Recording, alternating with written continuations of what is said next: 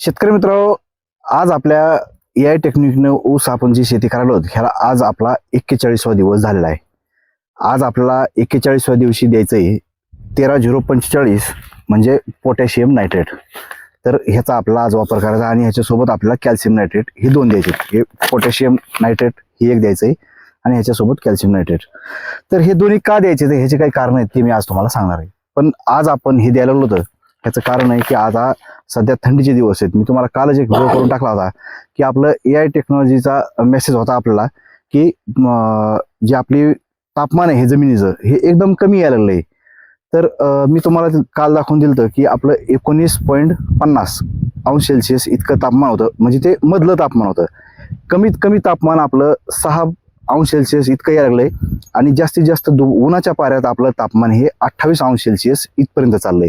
म्हणजे दोन्हीचा मध्य जर काढला तर एक 19.50% अंश सेल्सिअस इतकं आपलं तापमान यायला लागलंय.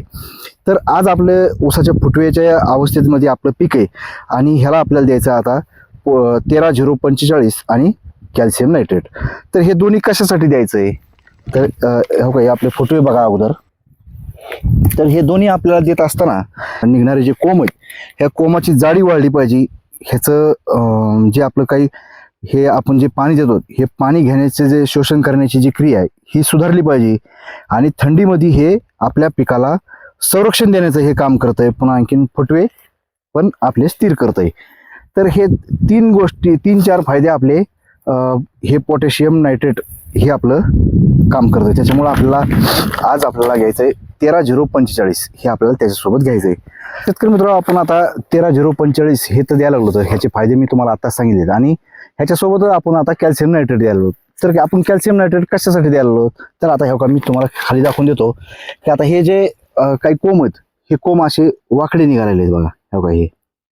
तर हे जर वाकडेपणा जर काही कोंबामध्ये येत असेल तर एकदम कोंब सरळ यावे, पुन्हा असे पानं दुमतून न यावे ह्याच्यासाठी पण कॅल्शियम नायट्रेट आपलं काम करीत असते. परत आणखीन कॅल्शियम नायट्रेटचा पुन्हा दुसरा एक फायदा असा आहे की आपल्या जमिनीतलं pH आहे ह्याला स्थिर ठेवतोय. पुन्हा आणखीन जर आपली क्षारपड जमीन असेल तर त्याची जर माती जर टणक असेल तर ती माती भुसभुशीत करण्याची काम करतंय. पुन्हा आणखीन मुळ्याची वाढ चांगली होती, रोगप्रतिकारक शक्ती चांगली होती.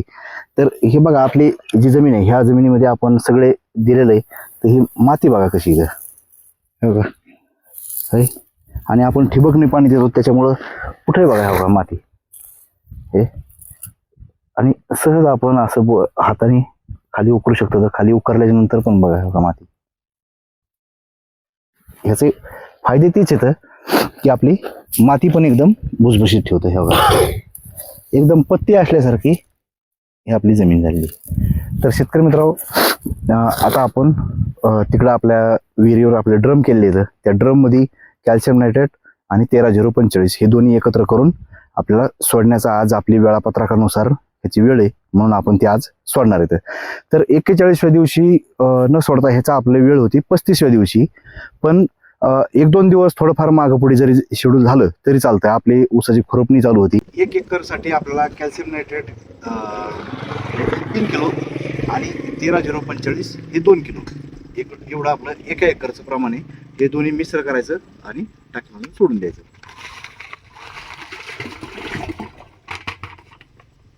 ह्या पहा मित्रांनो, हे कॅल्शियम नायट्रेट आपण एका एकरसाठी 3 किलो घेतलेलं आहे.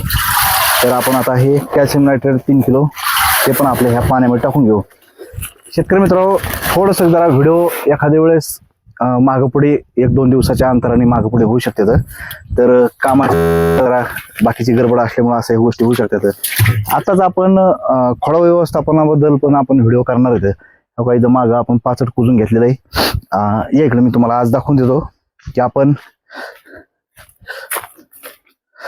पाचट तर सगळं हे करून घेतलेलं आहे. बगला हाणून घेतलेलं आहे आणि पुन्हा आणखीन ह्याच्यावर जे बुडख्यावर जे पाचट होतं तर सगळं बुडख्यावरचं पाचट पण आपण आतमध्ये घेतलेलं आहे. फक्त थोडंसं जे आपलं जे मल्चर होतं त्या मल्चरनी खोडक्या हाणलेल्या आहेत. त्याच्यामुळं खोडक्या काय हाणून घेतल्या नाहीत. खोडक्या हाणलेल्या आहेत मल्चरनी, सगळ्या खोडक्या आपल्या फुटून निघलेल्या आहेत. तर त्यामुळं खोडक्या हाणलेल्या नाहीत. नाहीतर पाचटाचं व्यवस्थापन कसं करायचं काय करायचं पुन्हा आणखीन ह्याच्यावर आपण काय काय खतं टाकणार आहेत, हे कुजण्यासाठी आपण कशाचा वापर करणार आहेत, हे पण मी तुम्हाला बाकीच्या आपल्या व्हिडिओमध्ये दाखवून देणार आहे. तर शेतकरी मित्रांनो, गावकरी आपला शेतकरी मित्र म्हणून माझं हे यूट्यूब चॅनल आहे आणि फेसबुकला दत्ताभाऊ दैफळे ह्या नावाचं पेज आहे. ह्या दोन्हीला पण फॉलो केल्याशिवाय जाऊ नका. मित्रांनो, व्हिडिओ पाहिल्याबद्दल धन्यवाद. राम राम.